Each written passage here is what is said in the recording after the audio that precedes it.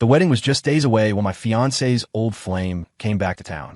Julian Vance, her childhood friend, the one that got away, showed up at our rehearsal dinner dressed in a tailored suit that probably cost more than my first car. He walked straight to Chloe, took her hand, and said, "Chloe, run away with me." I decided to make it easy for them. Stepping forward, I took the microphone from the flustered event planner. "Folks, a slight change of plans. Let's give it up for the happy couple." Instead of running into his arms, Chloe spun around and slapped Julian square across the face. Then she turned to me, her eyes red-rimmed and furious. "Ethan Clark, who the hell are you giving me away to?" I'd rarely seen Chloe look so vulnerable. She was panicked, grabbing my arm with a desperate strength. Her perfectly manicured nails dug into the back of my hand, leaving little white crescent moons on my skin. Julian, still stunned, cupped his reddening cheek. "Chloe," he stammered, his voice filled with disbelief. "You hit me. For him." Chloe ignored him. I, on the other hand, offered Julian an apologetic smile. "Sorry, man. Bad timing. She's been on edge all week. If you were going to crash this thing, you should have done it before she spent 3 months micromanaging every single detail of her dream wedding." Chloe's voice cut through my thoughts, low and dangerously calm. "Ethan, look at me. You don't want to marry me?" After 6 years together, I knew that tone. That was her I'm about to burn the world down voice. I didn't dare meet her eyes. "Isn't this what you wanted?" I said with a shrug, trying to sound casual. Julian's face was a mess. A thin scratch from Chloe's ring was starting to well up with blood, making him look more like a B-movie villain than a romantic hero. It struck me then that he looked completely out of place next to Chloe, who was practically glowing tonight. Her voice softened unexpectedly. "What about the Northside property? And the company shares we agreed on every month? You don't want those anymore." "I do." My head snapped up, my eyes locking onto hers with genuine passion. Nobody turns their back on that kind of money. The heartbroken hero role definitely wasn't for me. To understand any of this, you have to go back to how Chloe and I first met. Chloe Davenport had always been campus royalty, the untouchable daughter of the Davenport dynasty. I was just another face in the crowd. Our worlds collided at the senior formal after graduation. She wore a floor-length red gown, her hair swept up in an elegant twist. Just by standing there, she owned the entire room. My buddies were practically drooling. During the slow dance, they shoved me forward, snickering. "Too bad Julian Vance isn't here." One of them muttered. The name gave me pause. I'd heard it 1,000 times around campus.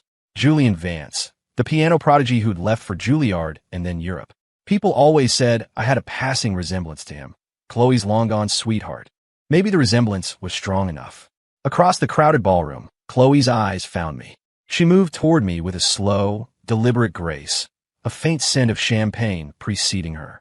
Her long, cool fingers traced the line of my jaw, and for a second, the world tilted on its axis. "There you are," she said.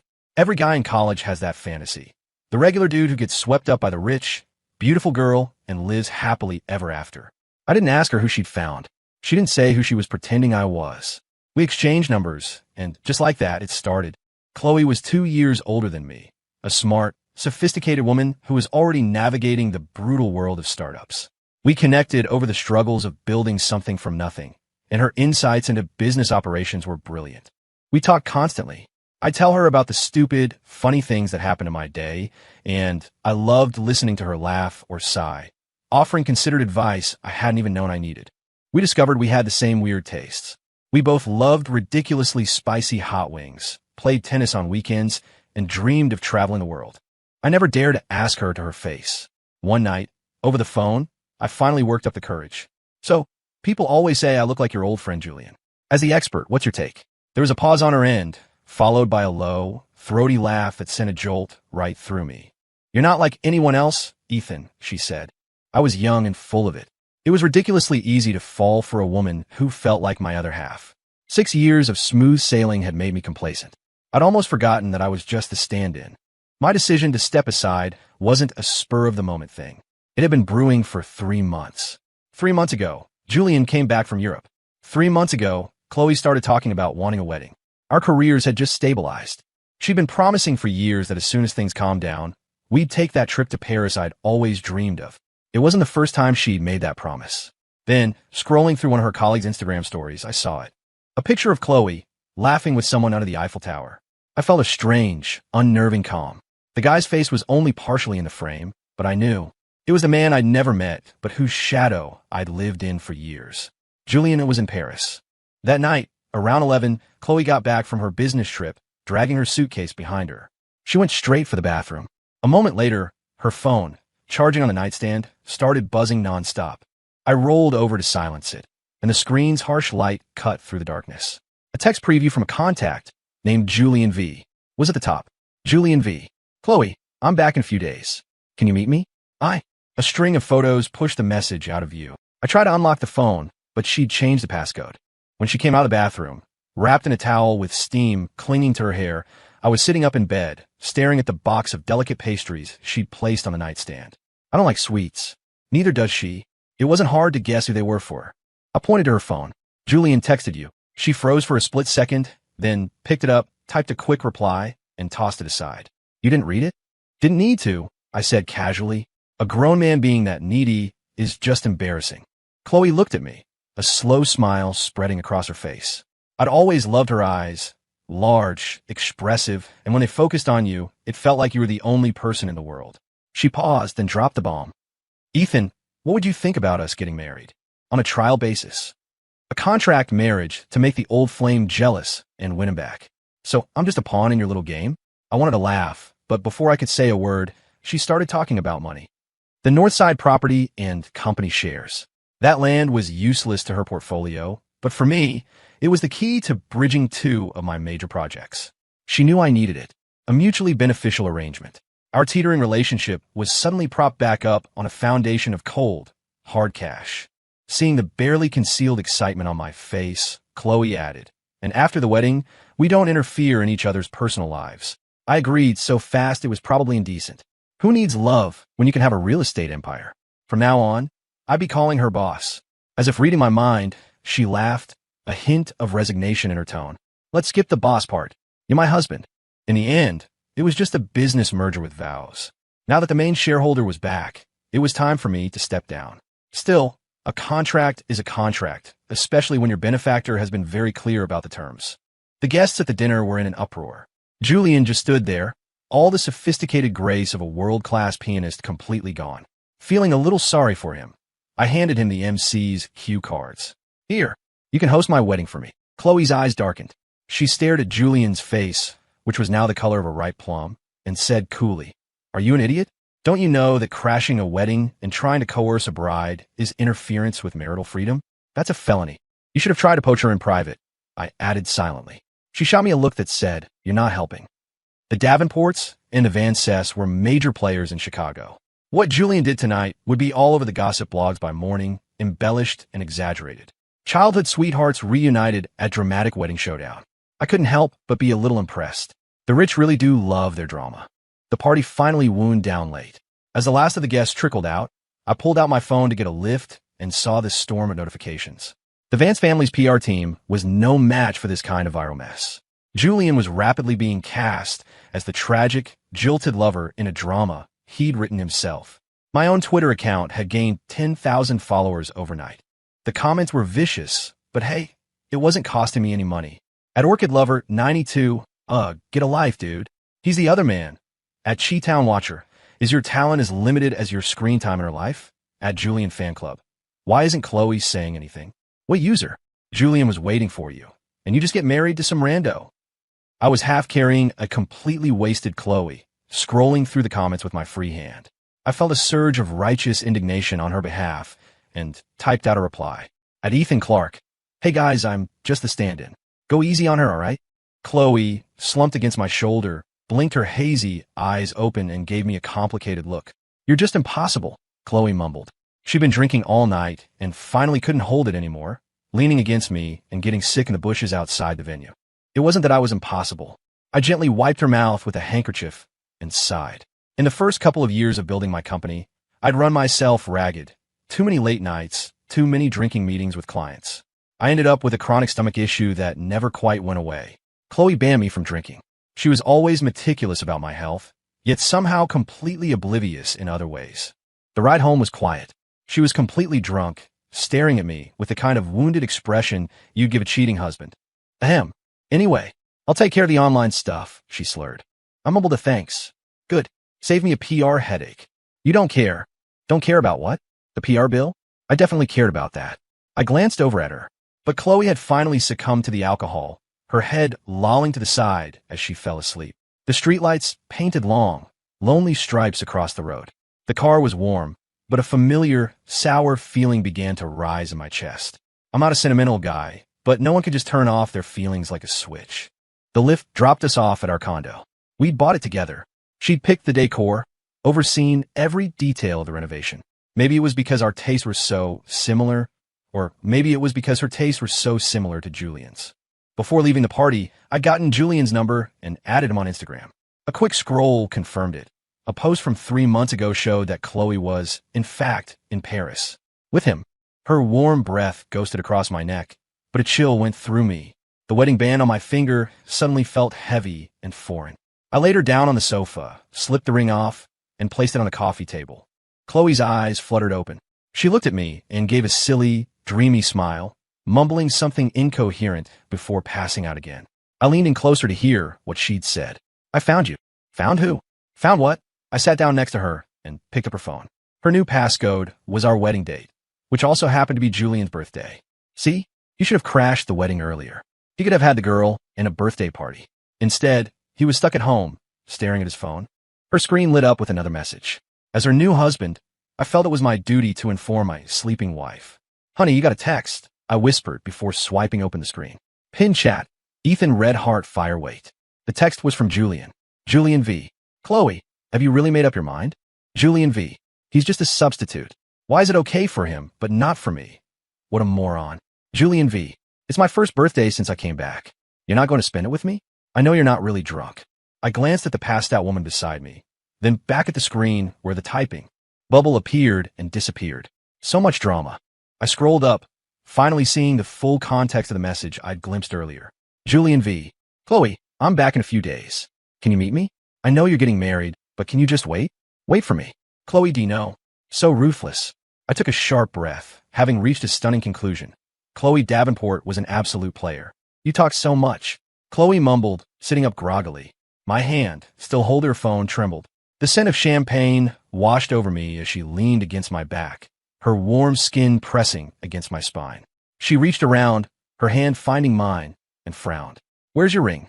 I fumbled to put her phone down and grab my ring from the coffee table, but she was clinging to me so tightly I was afraid she'd fall. In my haste, I accidentally knocked the ring off the table. I watched it bounce once before disappearing under the media console. Chloe sighed softly in my ear. If you don't like that one, we can pick out a new pair tomorrow. Her voice was soft, with a note of genuine hurt. Chloe wasn't the type to pout or play cute. I was certain she was blackout drunk. I'm not Julian, I said, then added for good measure. And I'm not any other guy either. Drunk Chloe was surprisingly direct. She looked at me and nodded seriously. I know you're not. You're my husband, and the father of my child, right? Wait, what? What child? I knew I was wearing a metaphorical dunce cap, but was it a family-sized one? I whipped my head around to look at her. She just shook her head, an innocent smile on her face. Not pregnant yet. Just give you a heads up. A little surprise. Some surprise. She snuggled into my arms, her soft, even breaths tickling my ear. My whole body went rigid, but she was completely oblivious, sleeping peacefully. In the dead of night, her phone rang again. Half asleep, I heard Julian's voice on the other end, choked with sobs. He was crying so pathetically it was actively ruining my sleep. Chloe gently squeezed my hand, then slipped out of the bedroom.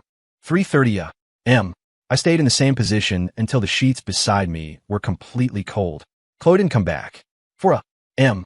I checked Julian's Instagram. A new post. A picture of a hand wearing a ring I recognized. My ring. Chloe's ring.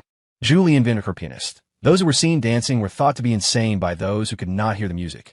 Image the ring was the one I had put on her finger. And as if that wasn't enough, you could see her reflection in the glass of the coffee table. Just half her face, her expression unreadable. But I guess she was probably happy. It was Julian's 21st birthday, after all. If it weren't for all this drama, they'd probably be married by now. I felt a pang of something hollow. 6 years wasn't something you could just toss away overnight. But if Chloe didn't care, I couldn't let myself get dragged down with it. She didn't come home all night. I was too stubborn to sleep, staring at the ceiling until dawn. When she finally walked in, she was wearing a different outfit, a crisp professional power suit. I was sitting on the sofa, and our eyes met. You're back, I said.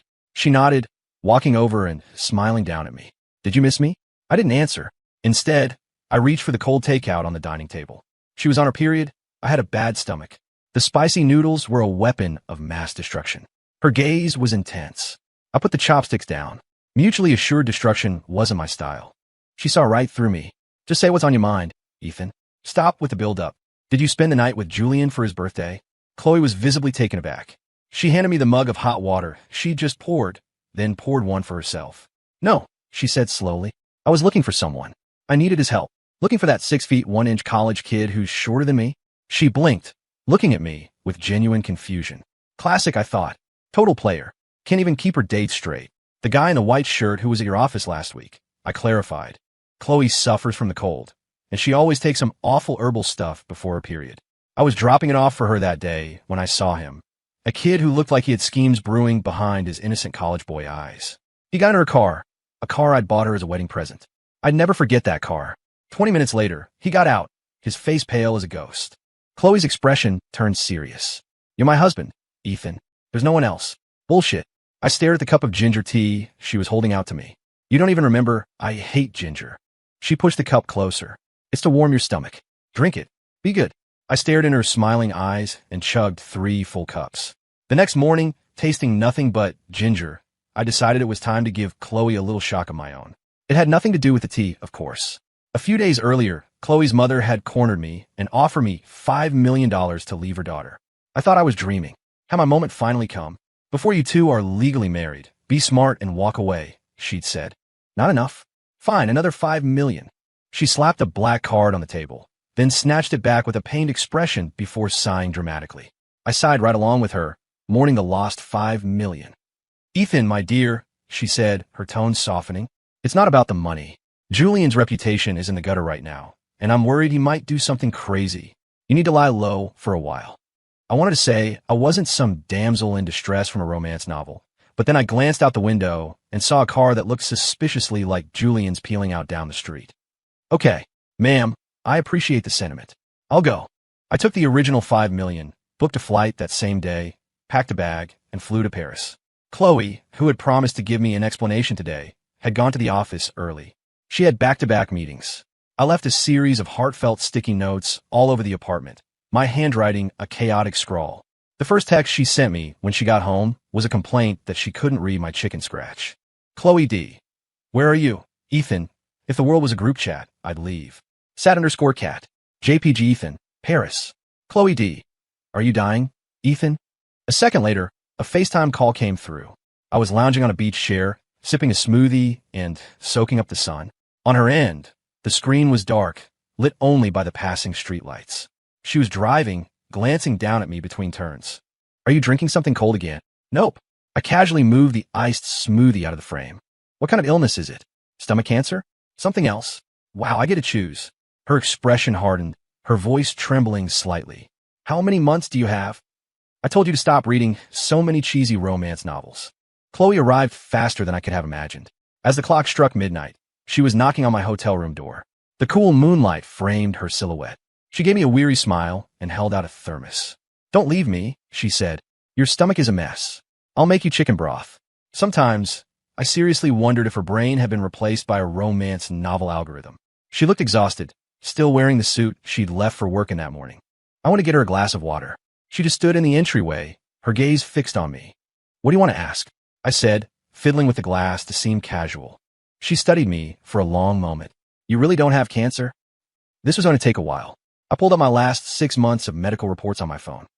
She took it and scrolled through them, page by page, reading more carefully than she'd ever read my business proposals. I stared at the top of her head. Was she worried that if I died suddenly, my company shares would go to someone else? Not a chance. They could carve it on my tombstone, along with my height, so people wouldn't step on my feet. I'm not obsessed, but I'm 6'2". Chloe's hand was trembling slightly as she handed the phone back. Let's just call this an early honeymoon. Want to go to the Eiffel Tower tomorrow? I ran my thumb over the side of the glass and nodded. Okay. The blade hanging over my head swayed, but it didn't fall. I used to think we'd have our big, dramatic confession of love on some foreign street. Now, I was just hoping we could have a normal conversation about tomorrow. How many tomorrows did we have left? Chloe was never one to spoil a mood. For the next few days, she actually turned off her phone notifications and joined me in a series of pointless, wonderful activities. She was a shark in the boardroom, but she never turned that sharpness on me. In her personal life, Chloe was one of the kindest people I knew. If Julian hadn't come back, I think I would have been perfectly happy to live my life with my eyes closed. We walked under the moonlight and held each other in front of the Eiffel Tower. A violin played somewhere nearby. I tucked a stray piece of hair behind her ear. I want to ask for a kiss. She read my mind. A faint smile played on her lips. Does my husband need to give me advance notice for something like that? Her breath hitched, and my heart hammered in my chest. I pulled her close and gave her a long, slow kiss. When we broke apart, her eyes were hazy, her red lipstick smudged. I was completely captivated, leaning in for another. A small tug on my pant leg broke the spell. I looked down and met the wide blue eyes of a little blonde girl. "Mister, will you buy the lady a rose?" Chloe turned, slightly annoyed, to look at the girl. The little girl's eyes went wide. "Hey, you're the lady from last time." "Oh, but you with a different mister this time." The magic shattered. My good mood evaporated. I covered my ears and looked at Chloe, feigning ignorance. "I don't speak French." The little girl pulled a crumpled photo out of her pocket, looked from my face to the picture, and then suddenly turned and ran away. A face-blind kid, my perfect secret agent. Chloe and I stood there in stunned silence. "Do you want to know why I was in Paris 3 months ago?" she asked suddenly. I couldn't meet her eyes, missing the clear, steady look in hers. I'd figured we'd have this conversation eventually, maybe over coffee on a quiet afternoon, or at the dinner table one night. I just never knew how to start it. She, of course, was different, decisive, brutal. The dream was over before I'd even had a chance to enjoy it. The theme song to my breakup was already playing on a loop in my head. I looked up at the sky, calculating how long the $5 million from her mom would let me wallow in self-pity. The city lights were coming on. All around us, people were in their own little worlds. Some were in love, some were just watching the scenery, and one was mentally digging a tunnel back to Chicago with his toes. The sound of hurried footsteps approached. The little girl was back, this time wearing sunglasses and carrying a bouquet, not of roses, but of bright red chili peppers. I waved her away. Did she really think a change of clothes would fool me? "Mister," she said out of breath, "the lady next to you sent these. She wants to wish you a happy marriage." Chloe took the fiery bouquet and held out to me. "They're from that specialty farm outside Chicago. Your favorite." My eyes started to burn. I let out a massive sneeze, pushing the peppers away. In the glow of the tower, Chloe was still breathtakingly beautiful. She smiled. "I ordered these 3 months ago. Happy wedding, Ethan." Then she added, "Can we go home and talk?" I nodded numbly. The moon was a sliver in the sky. I stared at our shadows on the pavement, merged into one inseparable shape, and felt a strange, unbidden joy. That dreamlike state lasted all the way back to our hotel. Inside, away from the world, Chloe kicked off her heels and slipped on a pair of slippers. The soft, shuffling sound stopped beside me. I was sitting on the sofa, still clutching the chili peppers, tears streaming down my face from the spice. Chloe took the peppers and set them aside. She leaned in close, her eyes locked on mine. I realized then that Chloe often looked at me with that same direct, intense gaze, a gaze I usually dodged. "You know you're always dodging me, don't you?" she said, a laugh in her voice. I froze. "What?" She leaned in closer, surrounding me with her familiar, clean, woody scent. It was the perfume I'd complimented 6 years ago, and she'd never worn anything else since. I had nowhere to retreat.